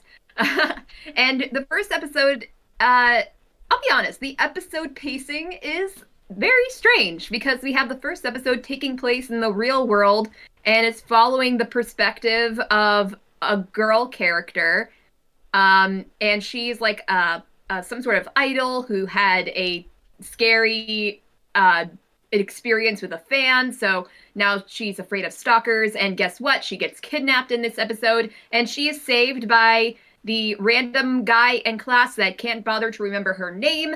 That would be our main character, Kageno. So he, in fact, wants to be a superhero, and he has trained in different martial arts and pretends to be a pretty basic person to not garner attention, and so that he can live his superhero identity, or actually no, his wand of having power but not being the expected person to have it. So he ends up rescuing her, and then by the end of the first episode you discover he actually died in an accident. And the second episode takes place in the fantasy world where he has been reborn, jobless reincarnation style. So, yes, he is now a low-level nobility person, and he now has magic. So now he has the ability to be the super person that he's always wanted to be, but he couldn't be in real life, but he's still going under the identity of a background character. This is who he wants to be. He wants to be a background character. So there's a lot of references saying like, oh, this is the perfect thing for a background character to do. And like, this is so underwhelming that this is perfect. So he tries his best to hide his very incredible abilities, of course. And he just goes under the guise of being a normal person. But he then meets this girl who was under a curse. So he takes the curse off of her, but she doesn't have any memories whatsoever. And he spins her this tale of oh, she's the descendant of heroes, and she was cursed because there's a cult, the cult of Diablos or whatever, and they are trying to take over the world, but I, the Eminence in Shadow, am trying to stop them. So she becomes Alpha. She becomes his second-hand girl, and by the end of the second episode, he has a whole crew of pretty girls. Yeah. Mokuri-chans. Actually, they don't really from what I've seen, they're not really a harem. There's not no Mokuri? No, there's they're hardly in the first 5 episodes. Oh, come on. A guy and a bunch of pretty girls are hanging around, and you're telling me that nothing's going on? But there's hardly any hanging around. That's the thing. I'm telling you. The pacing is so weird because the end of the second episode, she has this whole crew. All of a sudden, first he has Alpha, and now he has Beta, Zeta, Epsilon, blah, blah, blah, blah, Delta. You don't really get to know these characters at all. And then by the end of the second episode, again, he has this group, and then all of a sudden they say, we're leaving now. We're going to go try to stop the cult of Diablos or whatever. So they leave him. Third episode, I think he gets into this nobility magic academy or something like that, and so on and so forth. It's just really strange pacing, but also kind of confusing what they're trying to go for here. Because he trained in real life to be a shadow leader, and he samurai shampooed it. So he was like, I'm going to take this crowbar, I'm going to defeat crime. And he did save a person, so that's something. But then he got killed the craziest way possible because he's trying to unlock, he's the biggest chuny there is. He's banging his head against a rock, trying to unlock magical abilities because inside his brain when they leak out. As he puts it, he wants to withstand a nuclear blast. That is his goal in life. He does not want to be stopped by a nuclear blast. So he's literally hurting himself, trying to unlock magical powers. He then stumbles out of the woods onto a highway and gets killed by Truck-kun. And we don't know this until the third episode or something like that. This was not shown in the first episode. What the fuck kind of a character is this? He's a weirdo. Everybody knows all you have to do is climb into a refrigerator like Indiana Jones if you want to survive a nuke. Well, no, he doesn't. He wants to have the innate ability to be powerful enough to survive something like that and have the power to be a major power in the world. So, but that's not even it. Because then he gets into the fantasy world after he samurai shampooed it in the real world. Gets to the fantasy world, has the abilities to actually become the Eminence in Shadow, which he really wants to. He recruits the girl by telling a lie that there's an evil cult taking over the world. And from that point on, he thinks that he and the girls that join his group are all LARPing. He thinks that they are all LARPing, that this is not real. The cult of Diablos that he made up is not real, but they make direct references to the cult of Diablos. He knows that they have no memory of their past life. So why would they be making shit up with him when they have no perception of what real life is without that lie he told? So why would he think that they are going along with it as a game? That doesn't make any sense. And they actually defeat villains in this very real cult. Why does he still consider this all pretending? And why does he want to consider it pretending? Because here he is defeating real evildoers, and he's not making a big deal out of it because they're like, oh, there's a random,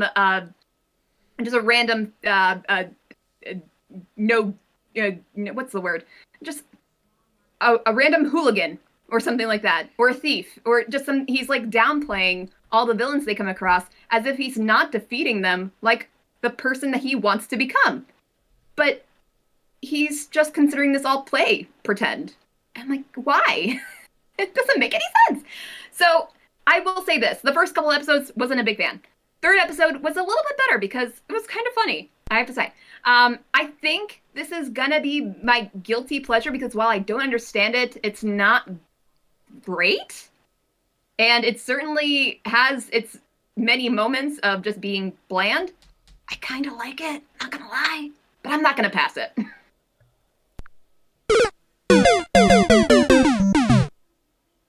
And he's so chuny. It's so cringe sometimes. All right, next up is Urusei Yatsura. I think, well, that's mine. Do you have Uzaki, Mitz? It's a little out of order here, so let's go. Yeah, Sabil. who scrambled Mason, you this go. up? All right, Uzaki-chan, season 2. I mean, you can go Mason if you want. I just have twice as many, so. Yeah, no, go with Uzaki if you want. All right, Uzaki-chan season 2. I haven't seen season 1 from Studio Angi, who I don't even know. This studio hasn't done much. Yeah. A bunch of well, they're doing the new Kontai collection show. Maybe that's why it hasn't come out yet. So Uzaki-chan, I don't know what the fuck this anime is about. It's basically about this girl whose name is Uzhana Uzaki, and Shinichi Sakurai is the boy, and they hang out a lot, and they're like a married couple, but they are in school, and they just hang out all the time. Man, this anime is really, I don't know, it's really bad. Mostly because Uzaki's so fucking annoying. I watched the dub because it's easier, and God, I can't even imagine what she sounds like in Japanese. I mean, her voice in English is enough to make me want to jam a screwdriver into my ear and just end everything. And nothing really happens. It's a typical school slice of life, which of course is pretty much my least favorite genre. It's supposed to be a comedy, but it's not funny.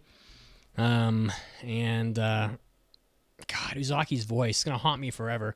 Who is the English voice actress for Uzaki? It's just killing me here.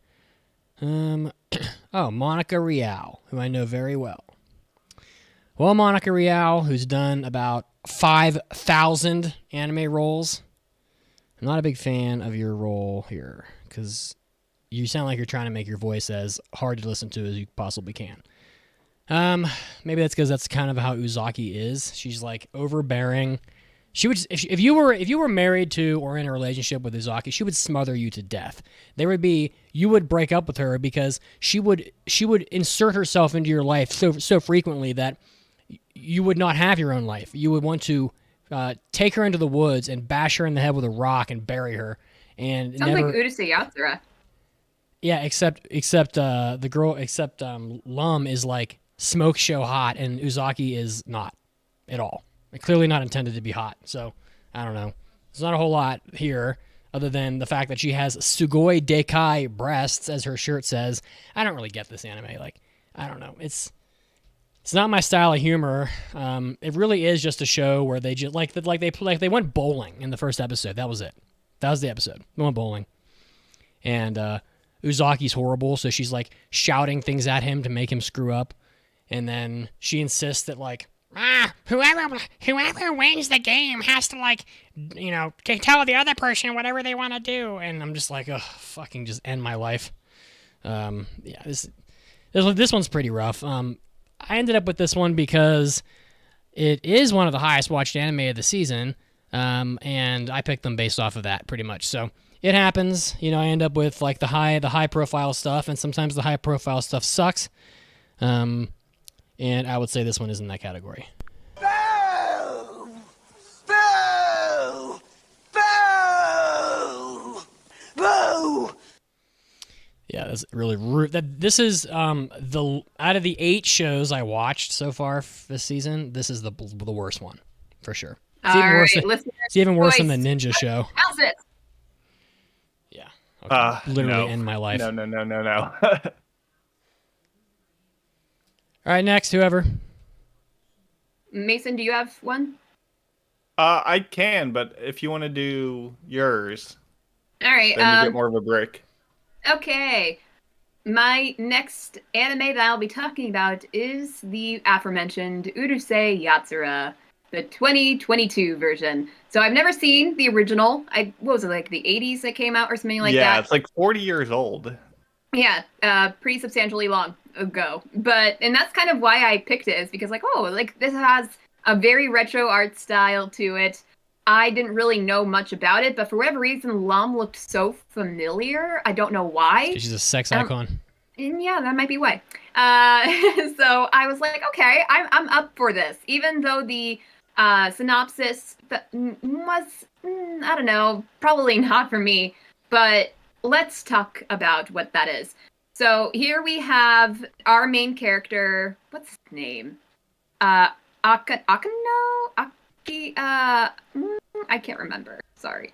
Anywho, so we have main character Kun, and he is a womanizer. He really likes to flirt with the ladies, though they don't really like him very much, it seems like. But he does have a girlfriend of sorts. Ataru, that's his name, and she gets really annoyed with him every single time he goes and flirts with one of the other ladies in the town, which makes you wonder, why are they together in the first place if she basically pounds his face in every single day because he can't stop flirting with other girls. So for some reason, he loves her more than the others, even though he continuously betrays her every chance he gets. So they have a very tumultuous relationship. But then all of a sudden, Earth is threatened by a fleet of alien invaders. And I guess they're kind of like demons or something. They're called the Oni. And Ataru is randomly selected to represent humanity. And if he can defeat the Princess Oni, Lum is her name, in a competition, then then the world will be saved. They will not be invaded.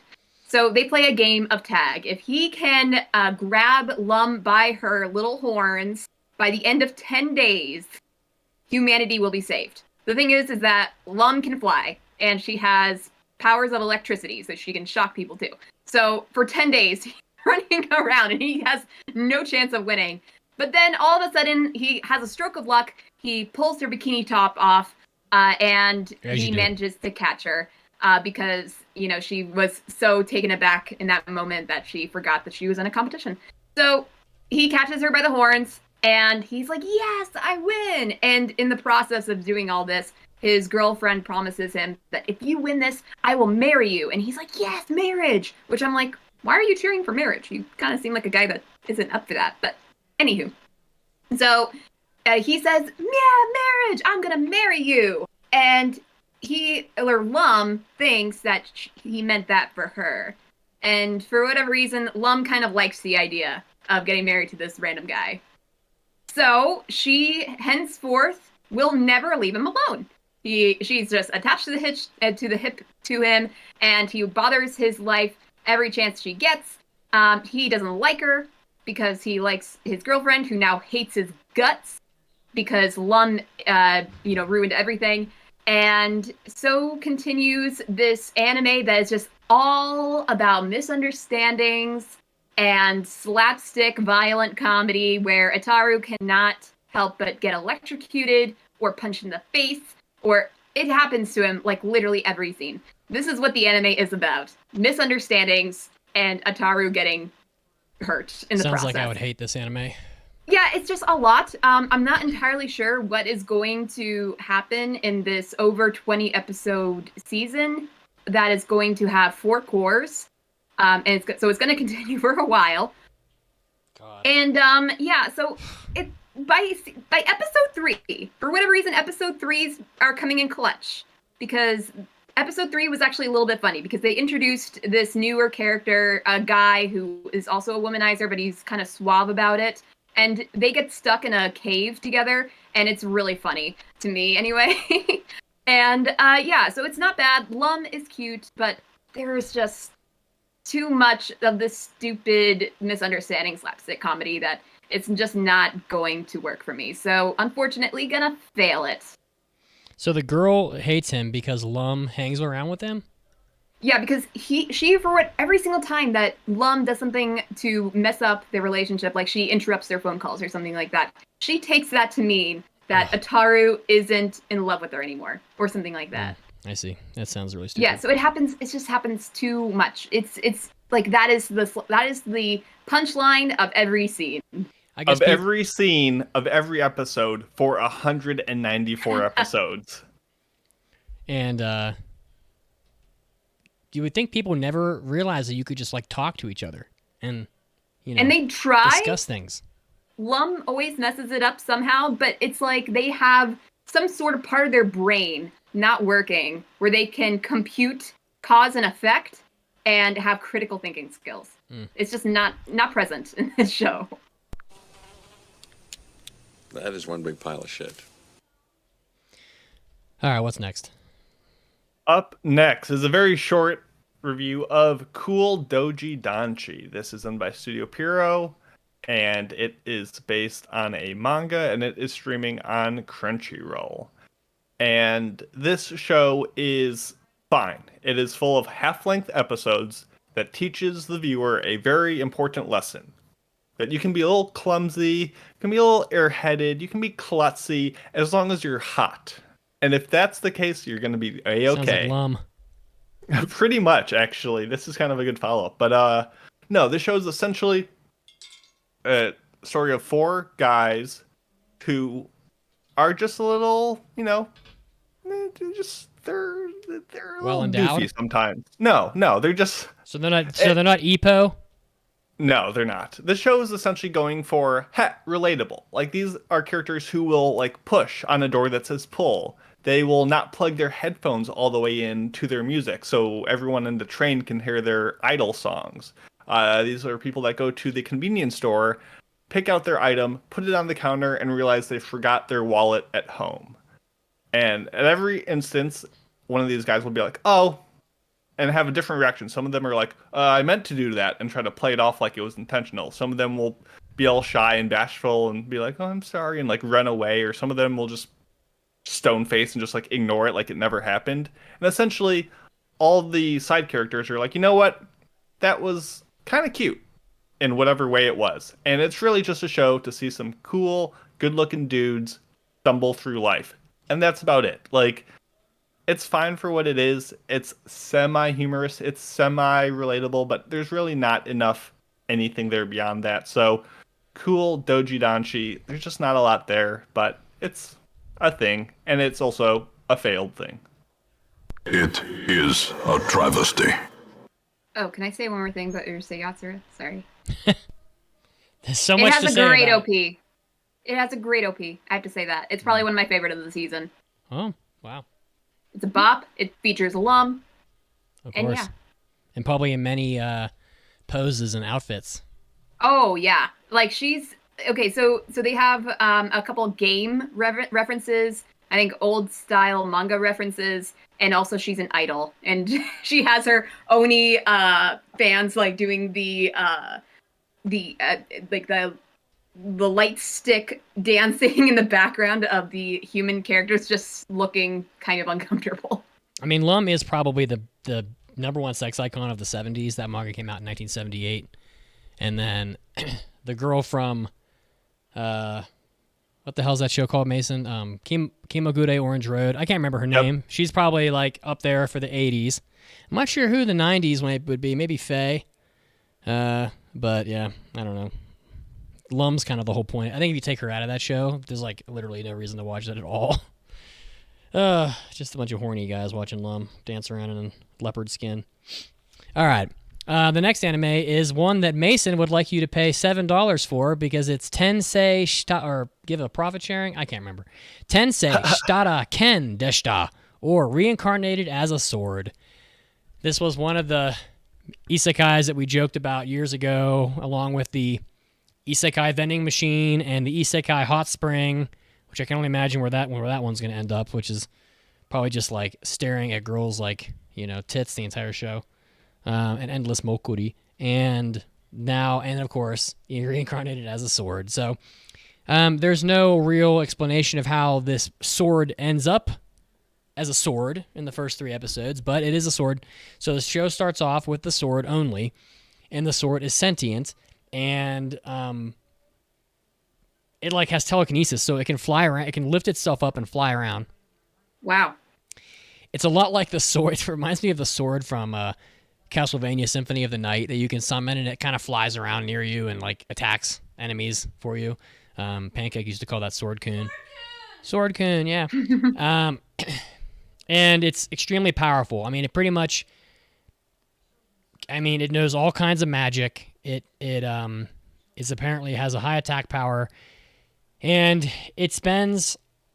It's about 80% of one episode, but in show length, it's probably years. just fucking just wrecking face everywhere. It's like, oh, I'm gonna fly to this really far off region of the world because I can fly and just kill like level 100 dragons and all this other shit. It's just like, very powerful. And then one day it lands somewhere and ends up landing on a surface that is cursed or something. And so it can't use any magic. Because it can't use any magic, it can't use any telekinesis, so it's just stuck there. And this is still the first episode. And so it's freaking out, and the sword talks a lot. Like, it's a talkative sword. And and meanwhile, there's this caravan of slaves being driven through this land in wagons or whatever.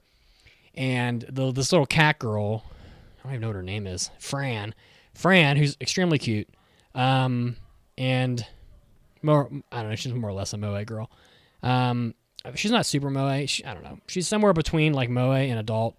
And the caravan gets attacked by something. I can't remember what it is. It's probably like a giant tiger or something. And most of the people die. Like the soldiers, they try, but they can't win. They can't fight it off. And obviously the slaves have no way of defending themselves at all.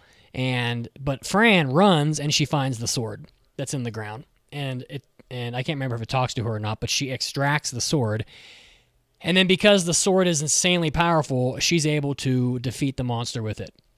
Now, I will say the action scenes in this are pretty good. It's very fast. It's mostly Fran like flying through the air and just, I don't know how she knows how to use this sword, by the way. It's an isekai, I guess. Like, there's no references to our world, so I have no idea if you really could call it an isekai or not. But here it is, listed as isekai only because he is apparently reincarnated as a sword. Although in episode 3 they explain that gods and goddesses can make sentient magical weapons, so maybe he's not an isekai. I don't fucking know. Anyway, she defeats him, and then they go to the Adventurers Guild because that's what you do in these shows, and they get their license, of course, and she's but before they even did that, they like roam the land and just fuck shit up together. And she has abilities that she shouldn't have because of the sword, and she's also just naturally OP as fuck because it's an isekai. She goes to the Adventurers Guild and she cashes in like all these animal materials that she got from killing lots of animals and monsters, and they give her like a massive bag of gold coins because she's got, a literal metric fuck ton of like stuff to make armor out of that has been perfectly preserved. And the other people in the guild are upset about that because they're jealous, so they attack her, and then she fights them off. And and then on the way out of the guild, a legendary blacksmith recognizes immediately that the sword is sentient and is a magical weapon, and so he invites them up to his workshop, and they become friends. And he offers to make her a scabbard and a bunch of armor out of the stuff that they have, and then he explains that the sword is really funny. He's kind of self-conscious because he goes into the Adventurers Guild and he can analyze like the stats of other weapons. So he's like checking the attack power of these weapons, and this weapon's like 600, 800, whatever, and his is like 300. So he's like really like self-conscious about it, and she's constantly trying like yosh. She's constantly trying to like make him feel more self-assured. And then the blacksmith explains that he actually has an S rank mana channeling ability that converts like your MP, whatever your like MP is, you get a power enhancement. So really his attack power would be like, I think they said like a little over 1,000 because of their current magic capability. Anyway, this show is okay. She wants to like evolve or something. Like the sword wants to help her. He's happy he found a master, first of all, but he also just wants to help her like, I guess cat people can evolve. So I don't know what this is all about, but that's kind of like what they want to do. She's no longer cat girl. She is cat woman. Cat woman, I guess. And, so this is an okay show. I'm really on the fence, really. I don't want to bury the lead on future impressions we're about to do, but I'm probably going to pass this one. I got to pick something. It was, this one's definitely, it's at least, I'll say this, it's at least fun to watch. Yes. Now this is gonna be a good story. Fran is cute. She's fun to watch. The action scenes are pretty good. It's good enough. Next. That's how we like it. Good enough. Okay, so my last anime I'm going to be talking about is Spy X Family Core 2. So yes, more Spy X Family this season, as I'm sure most people are aware. So it picks off basically where it left off with the introduction of Bond, the dog. And that first arc is kind of just, I think you want to call it an arc. I think it lasted the first 2 or 3 episodes. So yes, he is I guess you want background on Spy X Family. It's a family of 3 people that were just thrown together due to convenience and the fact that these 2 factions of a country, or 2 countries, I don't know, are in the middle of a Cold War. So yes, that's how the spy is working. He's trying to prevent the war from breaking out. Then he has his fake wife, who's an assassin, and his fake daughter / real daughter, because, adopted, and she's a telepath. So, and she wants to get a dog. They come across a big old floofy white dog. He is also pretty special in that he is also psychic. He can see into the future. He can divine the future, and through the extension of Anya, she can see the future as well, because she can read his mind and see the future. And that is how they prevent a bomb going off and killing like a representative of the country, thus protecting the fragile balance between these 2 factions and keeping the Cold War cold. So that is how they came across this big floofy dog who only goes borf, and it's really cute. They name him Bond, and like James Bond, but not really, because that's not the specific background for that name in the anime. But yes, that is the first big thing that happens in the show. Second big thing, Anya goes to school, and that's kind of it. Oh, and also, Yor is trying to learn how to cook, but she is unable because she's Yor, and she makes barf food that makes people die. So yeah. You say die? They look like they're dead, but they're not. Apparently, Yuri is the only one that can withstand her food, her brother, which is not surprising. It's very original for anime. But he's literally barfing as he's eating it. He's like, "Oh my god, you are so good!" And then like projectile barfing, and then he does it several more times. Not my favorite part. I don't like Yuri at all. But I'm also on the cusp of watching the episode where he and Anya meet, which should be pretty interesting. And overall, I still kind of like Spy X Family. The first core was better than this core so far. That's not to say it's bad or anything. Still love Anya. She's the best. Love her reaction faces. I watch it just for her, as I'm sure most people do. And unfortunately, I won't be passing it. Shocker. I was surrounded by the suck. This is your last pick. It is my last pick. Whatever actually, will you do? I was considering passing it just because of the annoying backlash I got for not passing the first core. So I'm like, I'm gonna Uno reverse card them and pass the second core just to prove, hey, I listen.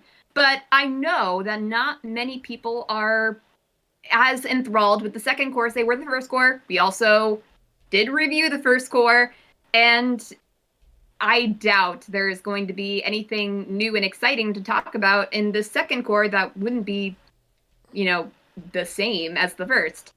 So, with that, I will be retroactively passing a show that I have failed.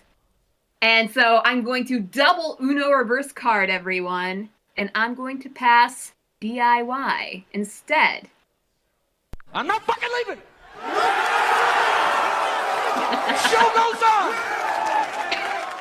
Way to pull out the rug. I feel like this is going to make people hate me even more. Even if they were not all, even if they were like, okay, I don't really care if they review Spy X Family or not. But because of my chaotic nature and this, and doing this again to them, they're not going to like this. But I hope All that right. their love of DIY will follow through more. And What is they will DIY? do it yourself. Do it yourself. You weren't around for that. She's just passing it because you're gonna hate it, Mitz. I love it. I'm I love not. this move so much. Some crappy slice of life. It's not crappy. It's a slice of life. Great. You liked Yuru Camp. I never watched Your Camp either season. Did you? Nope. I thought you liked that one. Negative. My next anime is To Your Eternity Season 2. It is a continuation of To Your Eternity Season 1. And it picks up exactly where it left off. Fushi is on the beach. I don't know. Possible spoilers for Season 1. I don't know. I'll try not to. Anyway, so Fushi's on the beach, and he talks about how depressed he is and how he's been there for like 50 years, and the weird spirit guy shows up all the time to tell him how many people have died from the knockers, like all over the world. And so Fushi leaves, and eventually, he ends up. It's just honestly, it's the same as season 1 of this. Like he just goes from people to people. Bad things happen to them, and he gets into the self-loathing phase. To Your Eternity is this weird show, by the way, about like this orb that lands on Earth for some reason we still don't know, and it is able to turn into things that it sees die, I guess is kind of how it happens. He's able to turn into a boy who died in episode 1 of the last season, a little girl, a hot girl, who's Perona. Her hotness is made apparent in the second season, by the way, in a specific scene. I love her. Oh, yeah, she's mad hot. I don't know. She is what she is. Perona was like the perfect like girl, so to speak. I mean, she was like strong, independent, smart, cool, attractive, everything. Yeah. And she died. She was my waifu. She was your wife, and yeah, everybody's. And now Fushi's apparently my waifu. I actually like the other. I like the other girl better, the blonde girl. We remember that. Gugu and whatever her name was. Anyway, yeah, so you don't remember your waifu. Yeah, I don't remember her name. So this is what happens when you get old. You start to fall apart. So her name was Rin Crop, as it is in the credits. So he's just traveling around. He meets some new people. You hear more about the knockers, but this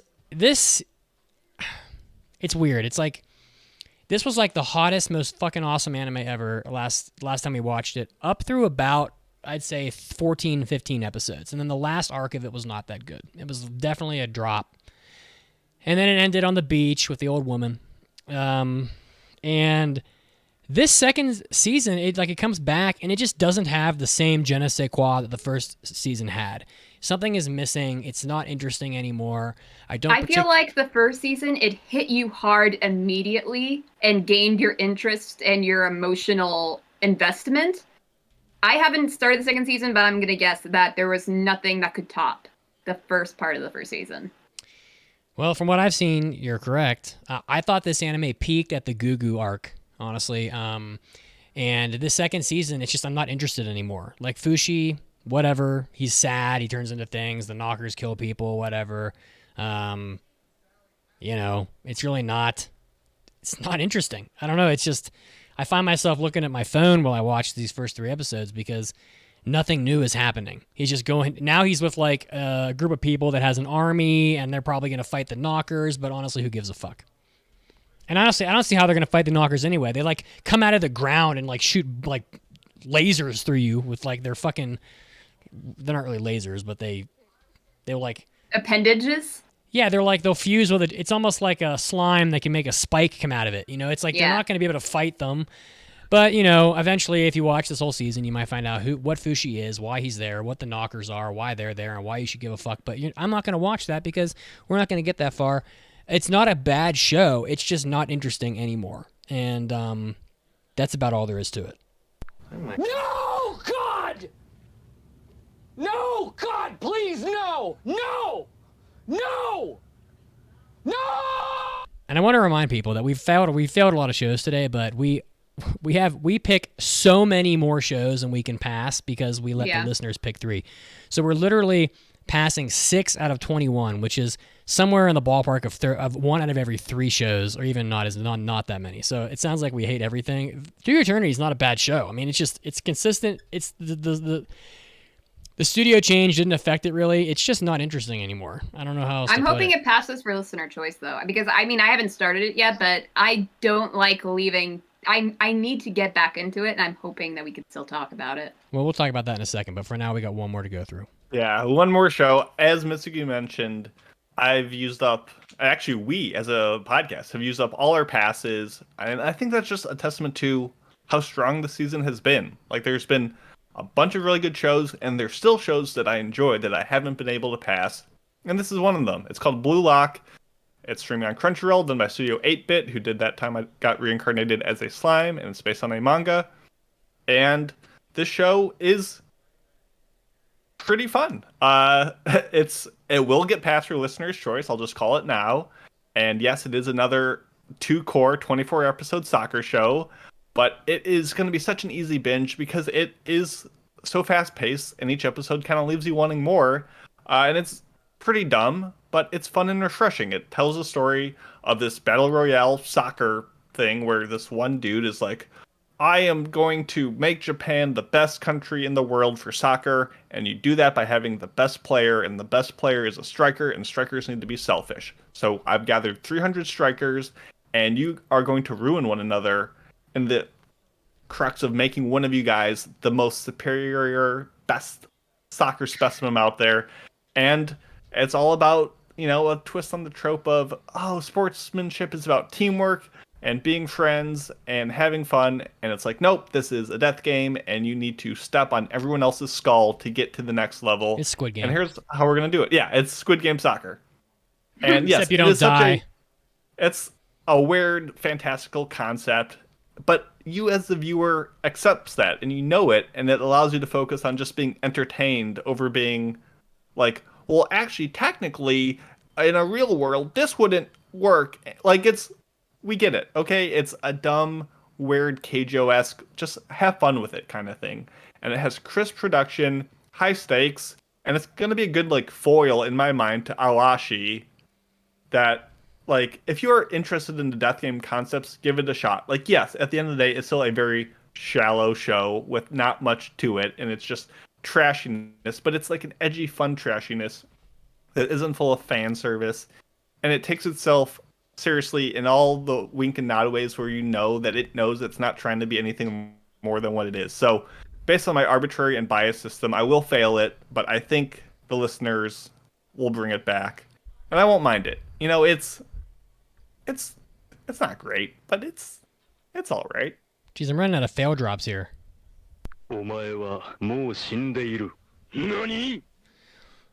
right, so we have passed all of our shows now. We've passed Bocchi the Rock, Chainsaw Man, Gundam Witch of Mercury, Raven of the Inner Palace, Reincarnated as a Sword, and Do It Yourself. Those are the 6 shows we've passed.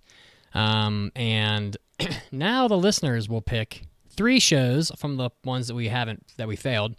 And we are going to give a last call to influence your votes right now. Starting with me, I will say that I almost took Blue Lock from Mason. I watched it today specifically because I assumed I would like it, and I do. I think it's better than any of the shows I have. And I watched 8 of them. I think it's better than any of them, including the Gundam show, which is basically just Gundam Utena. But I know you're going to pick it anyway, because if you exclude all of the anime that are picked or not eligible, Blue Lock is both the highest rated and the most watched show of the series, and it's not close. So so I did that when I failed Spy X Family. No. I want everyone on Discord to attack you, Mitsugi. It's not my anime. They've attacked me. So wait, so I'm getting attacked for not picking. You could have taken it, but you dropped it. Man, that doesn't make any sense. If anything, Mason should get the. Oh my god, that. your cat's being so cute. I picked my 2 best shows. Look at him. Bocchi and Chainsaw Man. I understand. I'm just saying I can't take. Taco. He's so cute. Caroline's just trying to divert. Don't listen. Caroline's like, you're gonna take heat for not. Shit, that's crazy. You're dreaming. Anyway, so you guys are gonna pick that show anyway. It's whatever. It's obvious. But I am going to pull for More Than a Waifu. And the reason More Than a Wife But Not Lovers should get picked is because we need more fucking trash in our lives. And that show, honestly, isn't that bad. It's just, I know that it's not going to go anywhere, really, as far as, like, the relationship goes. And so, I am going to encourage you to pick Blue Lock and More Than a Wife But Not Lovers. And if there's a distant third, I would say that the Cat Girl show is not horrible, but it's not going to really deliver much. So those are my two choices. Caroline, why don't you tell people what you would like them to vote for? I would suggest you look at I'm the Villainess Taming the Final Boss or whatever it's called, because it's chill. It's not like the peak anime this year, but it's pretty darn fun. And we got the final boss. He is such a romantic. So I watched an episode today, and he sent Eileen this super sappy letter, and he was so sad because she's not around because she was doing something, and he was like, "Can we make a huggable body pillow of Eileen?" He literally said that. It was so funny. Okay, yeah, so I suggest that. Mason? For me, I really don't want to have to review Spy Family again. I don't think any of our opinions will change. I'm sure it's a fine show. We can do better than this, people. Let's do something new. Can I piggyback on that, actually? Yeah. I also don't want you to pick Spy Family for a couple reasons. One, I didn't watch season 1, and I'm not going to. So don't have this delusion that I'm going to watch an extra 12 episodes when I'm working like 70-hour weeks, so that I can have It's not necessary for for Core 2. Some guy wrote us a seething review on Apple Podcasts because I didn't like Made in Abyss because I didn't want to watch like 9 extra hours. Well, that one of is shit. pretty necessary for that Made in Abyss was more necessary to watch season 1. I wasn't going to like that anime no matter what, Caroline. Anyway, so I'm not going to watch season 1. And 2, Caroline already said it's not as good as the first Core. And you guys already gave it mediocre scores. So you guys gave it a 3.5 on average. So just move on with something else. You're not going to get a better score. Why make yourself angry? And it's just going to be the same review again. So skip Spy Family, please. Yeah, pretty much. I'm okay with we get it. Here's your Spy Family review. Bond is really adorable. And we love Anya. We love Bond. Next up, I don't want you guys to pass it. I just want to shout out, there's a new show on Netflix called Romantic Killer. I just feel like a lot of times those Netflix shows kind of get put under the radar and just people miss them because it's not part of the seasonal thing. It's fine. It's kind of well animated. The production holds it up. It's not a great show, though, so don't pass that either.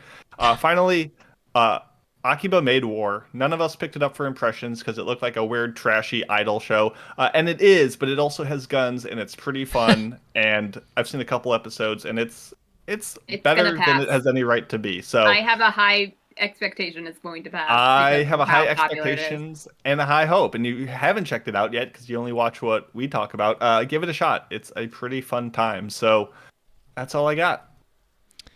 All right, guys, that's about it. The listener choice poll will come out. I will post. It's going to be linked on social media. It'll be linked on the website, and it'll be on the Discord as well. So, again, thanks for listening. That's the end of our show. If you want to follow us, you can do it on Twitter, at AAA Podcast. You can go to Facebook, obviously, and find us there. We're on Discord. Come check out the Discord. Really, it seems like that's where that's where the most active people are. They're on the Discord. We're on TikTok too. If you want to support the podcast, you can head over to aapodcast.com/join or Patreon. We do require funding because it is expensive to run a podcast, believe it or not, and it shows us that you love us. So yeah, you can also go to Patreon for that as well.